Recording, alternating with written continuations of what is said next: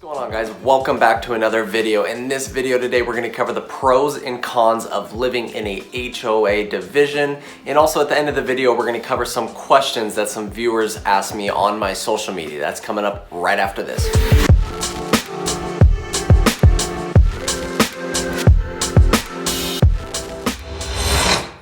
And welcome back to the channel that's all about real estate. My name is Alex. If this is your first time tuning into my YouTube channel, welcome. I post videos 3 times a week, every Monday, Wednesday, Friday. So think about subscribing if you're not already. And if you get any value out of this video, hit that like button down there. Now on to the video you're waiting for. Should you live within a HOA? Now I get this question all the time. First off, a HOA is a homeowners association, which is essentially a group that oversees the community and sets, rules and governs the whole property and maintains the grounds. So you, as a homeowner that lives within a HOA, you're gonna have monthly dues in order for them to provide this service to you. So should you live within a HOA? Now I get this question all the time. First off, a HOA is a homeowners association, which is essentially a group that oversees the community and sets, rules and governs the whole property and maintains the grounds. So you, as a homeowner that lives within a HOA, you're gonna have monthly dues in order for them to provide this service to you. I've seen a range for HOA dues every single month from anywhere from $20 all the way up probably to about $1,000 that I've seen. Now let's go over the pros and cons of living with an HOA so you can decide if an HOA is right for you or maybe it isn't. So first off, the pros of living in an HOA. They maintain the grounds in most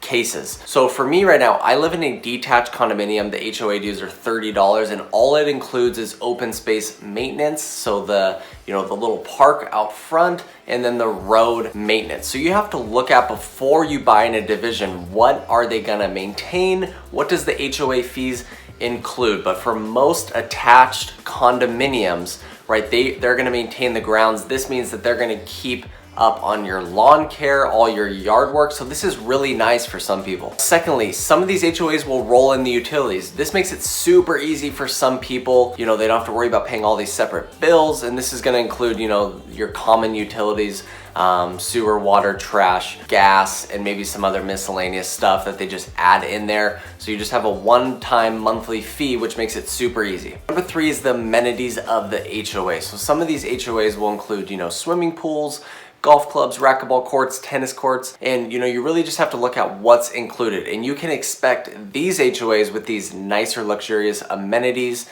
to obviously be a higher HOA. So you would expect something with, amenities like I just listed to be probably $600 or more. Now, where I'm living at a detached condominium, I have no amenities. Hence, my monthly HOA dues are around $30 a month. The last one is that you will not need to confront your neighbors, and a lot of people don't think about this, in a normal residential plat, if your neighbors are leaving trash outside, if they're being loud, if they're partying, well, you're gonna have to go over there and it's gonna be an awkward situation. You're gonna have to tell them to be quiet.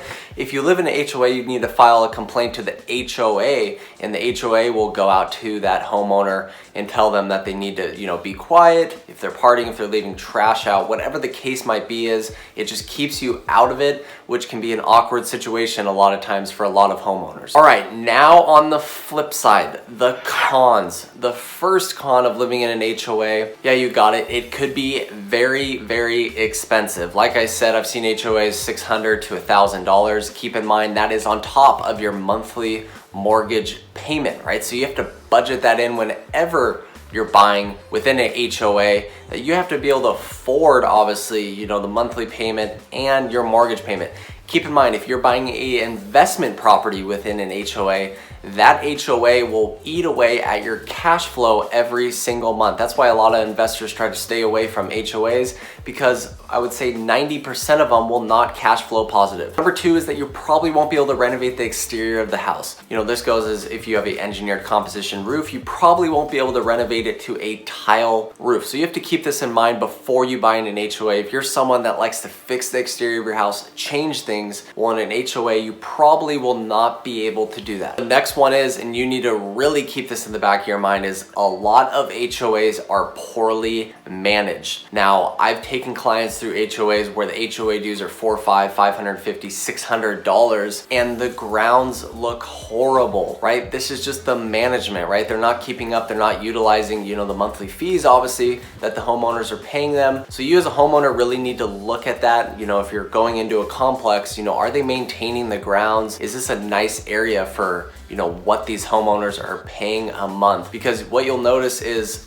every once in a while you'll run across one where the HOA dues will be super high and you'll be like, how is this so messy in here? You know, and that's obviously an HOA you want to stay away from because obviously it's being poorly managed. The next con to living within an HOA is that you're probably going to have less privacy, meaning, you know, maybe you're going to live in like a triplex, a quadplex, you're going to share a common wall with someone. Now, you know, this is going to entice, you know, meeting more people, obviously, because you're way closer to them, you're living right next to them. But a lot of people aren't okay with this, right? They don't want to live right next to someone. And if you're that type of person, then an HOA is not for you. The next con to living in an HOA is that you have to follow the rules of the HOA. This could include, you know, don't swim in the swimming pool past 10 p.m. You can't be loud. You can't throw parties. All your trash cans can't be in sight. They have to be in your backyard so no one can see them from the street. There are very strict rules and it'll all go over in the HOA guidelines that you need to review before you buy a house. So make sure you read every single line and make sure you're okay with everything before you go forward with the purchase of your house within a HOA. There you guys have it. I just laid out some of the pros and cons of living in an HOA. It's definitely just a personal thing. So whatever you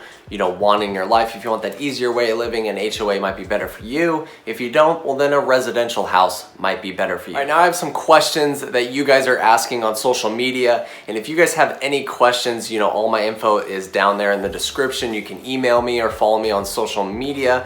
And the first one is from Chase Littlefield. He says, what is the interest rate on a home equity loan? Plus, what is the ratio between the loan amount and the house value? Those people who don't know what Chase is talking about, a home equity loan is a way to tap into your equity without selling your house, you know, and people gain equity in a house and you don't realize that gain until you sell your property. So a home equity loan allows you to tap in that the same way as a HELOC.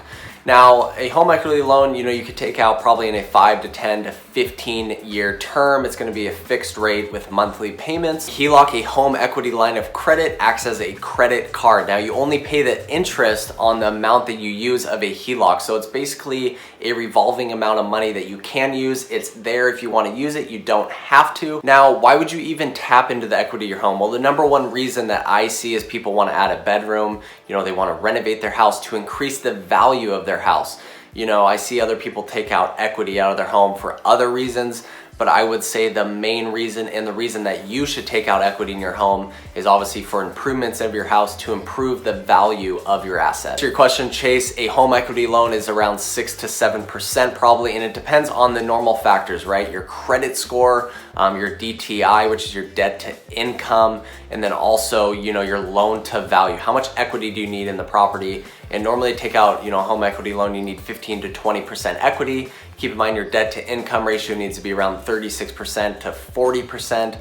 And you know, your credit score, you know, I would say you get the best rate when you have a credit score around 700 to 720 up. Viewers out there, keep in mind when you tap into the equity of your home, you're taking out a second mortgage on your home. That's why the interest rate is higher, right? Because if you were to foreclose on your property, you know, the primary mortgage would get paid first and then that second mortgage lender would get paid second. So how much can you borrow in the equity loan? That's Chase's second question. So normally it's around 75 to 80% of the appraised value. Keep in mind when you get an equity loan, most likely you're gonna have an appraiser come out, right? This is gonna run anywhere from $400 to $700, $800 depending on the type of property. But most likely you'll have an appraiser come out to assess the value of the property, or sometimes they can just do it online. But how much can you borrow from this equity loan? So for example, you know, let's say you have $1 million property and you know, you can take out 80% of that appraised value for the property. So you can take out $800,000. Now you need to deduct, you know, whatever your loan amount is on there. Let's say you still owe the bank $600,000. So in this example, you know, you could technically take out an equity loan of $200,000 if someone would give you a loan of that amount. Right, there you have it. Hopefully that helped answer your question, Chase. Now the second question comes from Jaden Olson. Jaden says, are you open to work with investors, and what markets do you sell houses in? Just to pinpoint if you're allowed interested in referrals. It's a good question, Jaden. Well, first off, are you open to work with investors? Absolutely I am. I do work with investors, and I'm assuming you're referring to like residential investing. My license is for commercial as well, so I can do commercial deals. Keep in mind, I am licensed in the whole state of Washington, so my business has been from Lynnwood, Snohomish. I've sold properties over in Kiel, so it's really the whole state of Washington. I can sell anywhere in the state of Washington. Pinpoint if you're allowed interested in referrals. So I think that answered your question. Absolutely, I'm open to working with investors. I do work with investors. So hopefully that helped answer your question. And there you guys have it. I'm gonna wrap up the video. Hopefully you liked the video, and if you got any value, hit that like button down there, and we'll see you guys on the next one. Peace.